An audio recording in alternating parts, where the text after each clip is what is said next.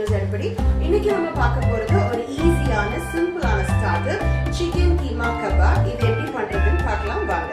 So chicken kebab செய்யறதுக்கு நமக்கு என்னென்ன தேவைன்னு பார்க்கலாம். நல்லா மின்ஸ் பண்ண மீட் சிக்கன் போன்லெஸ் வாங்கிக்கிங்க. அதை குட்டி குட்டியாக சாப் பண்ணிட்டு மிக்சியில் அரைச்சி எடுத்துக்கலாம் நீங்கள். ஸோ இது வந்து ஒரு 150 கிராம்ஸ் ஆஃப் சிக்கன் இருக்குது, 150 கிராம் சிக்கன் இருக்குது. இதில் வெங்காய பேஸ்ட் ரொம்ப நைஸாலாம் அரைக்க வேண்டாம். இது போல் இது வந்து ஒரு 2 டேபிள் ஸ்பூன் அளவு.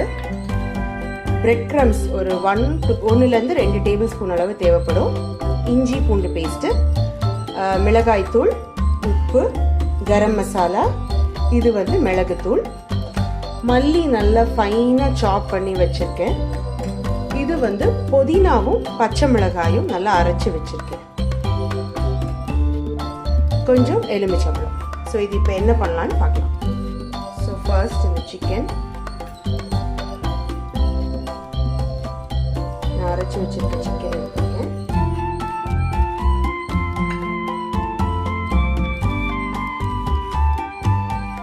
இதில் மிளகாய்த்தூள், உப்பு, இது வந்து கரம் மசாலா கொஞ்சம் ஒரு ஃப்ளேவர், மிளகுத்தூள். நம்ம இதில் மிளகாய்த்தூளும் போடுறோம், மிளகுத்தூளும் போடுறோம், பச்சை மிளகாயும் அரைச்சி வச்சுருக்கோம். ஸோ உங்களுக்கு எதோடைய ஃப்ளேவர் பிடிக்குமோ அதை ஜாஸ்தி பண்ணிக்கிங்க, பாக்கியெல்லாம் ஸ்லைட்டாக போட்டால் போதும். இஞ்சி பூண்டு பேஸ்ட், இது வந்து நம்ம வெங்காயம் அரைச்சி வச்சிருக்குது. நீங்கள் அம்மி இருந்ததுன்னா சதைச்சு கூட எடுத்துக்கலாம். இது வந்து மல்லித்தலை,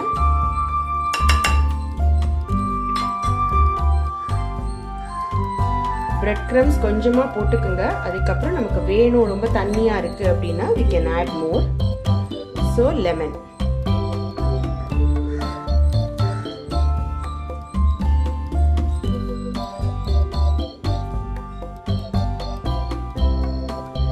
இதை நம்ம நல்லா மிக்ஸ் பண்ண போறோம்.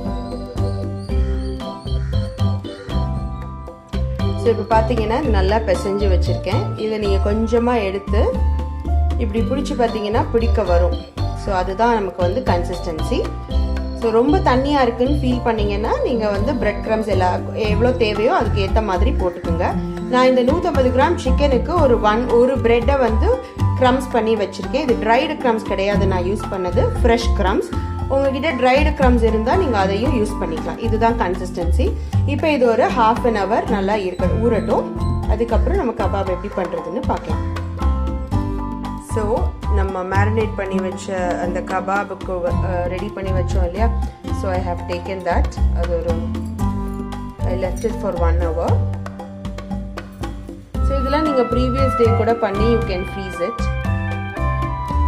So take this. கையில் ஒட்டுது அப்படின்னா லைட்டாக எண்ணெய் தொட்டுக்குங்க. So I'm just taking little oil. So கொஞ்சம் எண்ணெய் கையில் போட்டுட்டு டேக்கிங் திஸ் கபாப். ஸோ நான் இது வந்து என்னோட பேன் சைஸ்க்கு ஏற்ற மாதிரி நான் இந்த கபாப் ஸ்டிக்கர் 2ஆக உடைச்சிருக்கேன். So if you have a larger pan, பெரிய பேன் இருந்தது அப்படின்னா நீங்கள் வந்து பெருசாகவும் யூஸ் பண்ணிக்கலாம். This.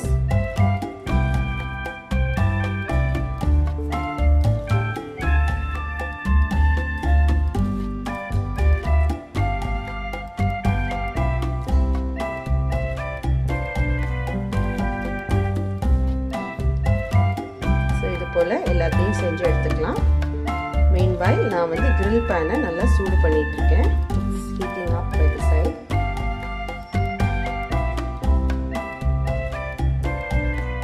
So I have made all the meat into kebabs. Now இப்போ என்னோட grill pan வந்து it is hot. So சூடா இருக்க grill panல I'm just pouring little oil. So I'm just placing this.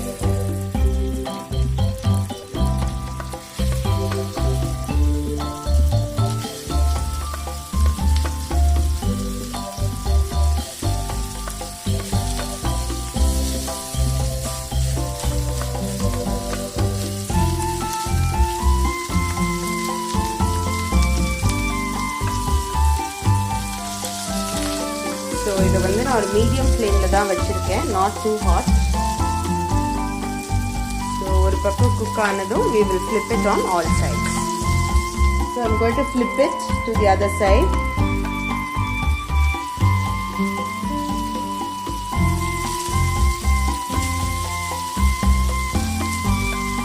So I like it கொஞ்சம் crispy on the sides, அதனால நான் கொஞ்சம் நல்லாவே குக் பண்ணியிருக்கேன். நீங்கள் இதுக்கு கொஞ்சம் முன்னாடியே எடுக்கிறதுனாலும் எடுத்துக்கலாம்.